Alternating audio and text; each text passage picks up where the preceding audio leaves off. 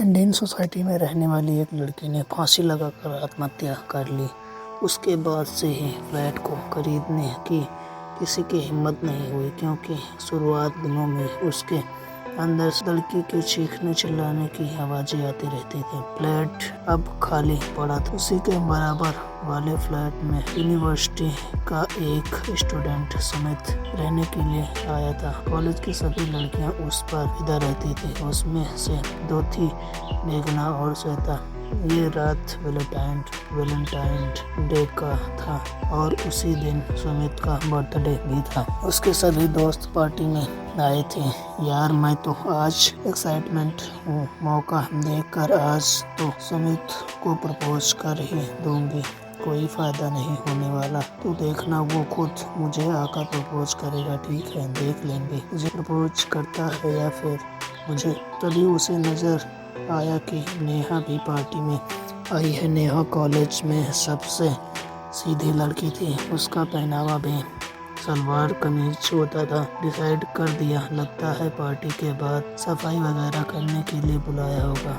Gift दिया और तुम अभी तक सिंगल हो, लेकिन आज तुम्हारा बर्थडे होने के साथ साथ वैलेंटाइन डे भी है। आज तो तुम मुझे प्रपोज कर ही दोगे। सादगी की वजह से ही पसंद आई है। थोड़ी देर बाद में कुछ और दोस्त आने वाले थे और उसके बाद में इसको प्रपोज कर दूंगी यह कहकर वह दोस्तों के पास चला गया। मेघना और श्वेता की जलन का कोई ठिकाना नहीं था। कुछ देर बाद जब सुमित नजर आना बंद हुआ तो उन दोनों ने अपनी चाल चली। नेहा, तुम यहाँ क्या कर रही हो? तुमको सुमित ने बुलाया है, लेकिन कहाँ? अरे चलो, तो तुम तो डर रही हो। और उसको अंडर फ्लोर की तरफ ले गई। वह वहाँ नहीं जाना चाहती थी, लेकिन मेघना और श्वेता ने उसको जबरदस्ती फ्लैट के अंदर ढकेल दिया और फ्लैट के बाहर से कुंडी लगा दी। मेघना, प्लीज दरवाजा खोलो। चुप कर, तेरी ये औकात की तो सुमित की गर्लफ्रेंड बनेगी। ये तुम क्या कह रही हो? मुझे तो गर्लफ्रेंड बनाएगा। तुम कहो तो मैं अभी इस पार्टी से चली जाऊंगी, लेकिन प्लीज दरवाजा खोल दो। वहाँ से वापस पार्टी में चली गई। फ्लैट के अंदर लाइट बिल्कुल भी नहीं थी। नेहा को बहुत डर लग रहा था। नेहा ने पलट कर देखा तो एक भयानक आत्मा हंसते हुए उसकी तरफ बढ़ रही थी। आत्मा बिल्कुल उसके करीब आ गई और उसकी आंखों में आंखें डालकर घूरने लगी। अच्छा हुआ तुमने उसे बहन जी को कमरे में बंद कर दिया। तो ड्रिंक ले, मैं जाकर वॉशरूम होकर आता हूँ। सामने खड़े होकर अपना मेकअप ठीक करने लगी। तभी बाथरूम की लाइट बिल्कुल ब्लिंक करने लगी और जैसे ही वापस खुली तो नेहा उसके पास खड़ी हुई थी। तो यहाँ कैसे पहुँच गई? इतना सुनते ही नेहा जोर जोर से हंसने लगी और उसकी शक्ल बहुत डरावनी होने लगी। मेघना चिल्लाकर दरवाजे की तरफ भागी, लेकिन वो अपने आप बाहर से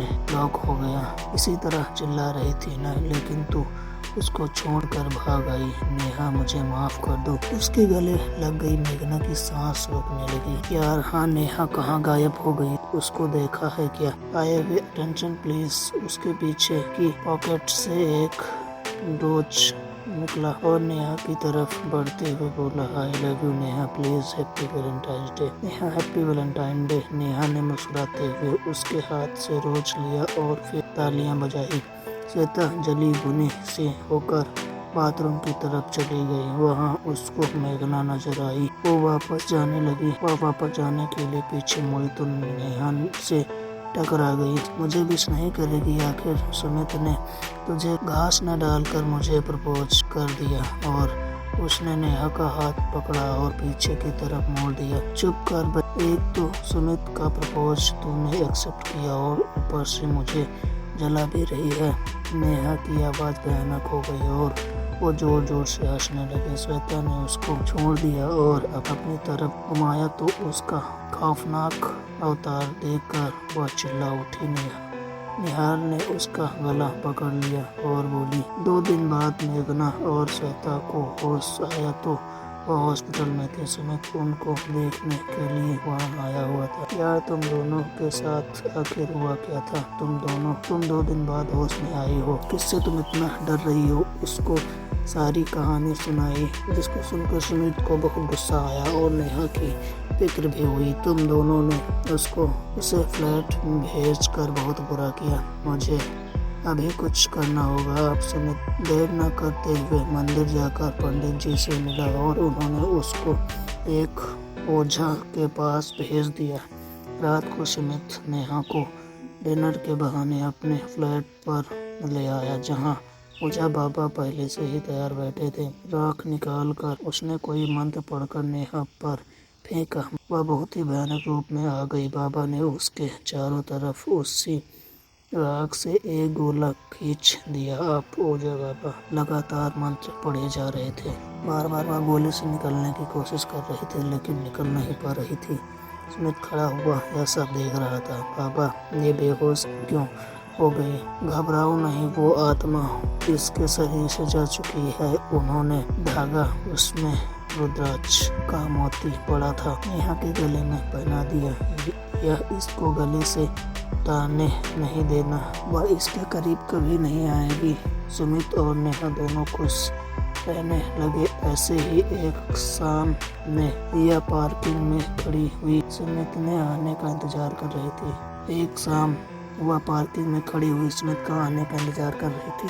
तभी मेघना और श्वेता ने आकर उसको, हो घबरा रही हो क्या?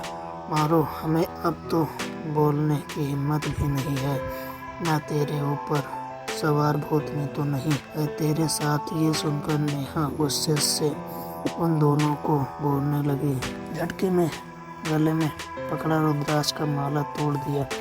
तभी उसका आंखें लाल चमकने लगी। तो दोस्तों, ये स्टोरी अच्छी लगी तो हमारे चैनल को सब्सक्राइब करें।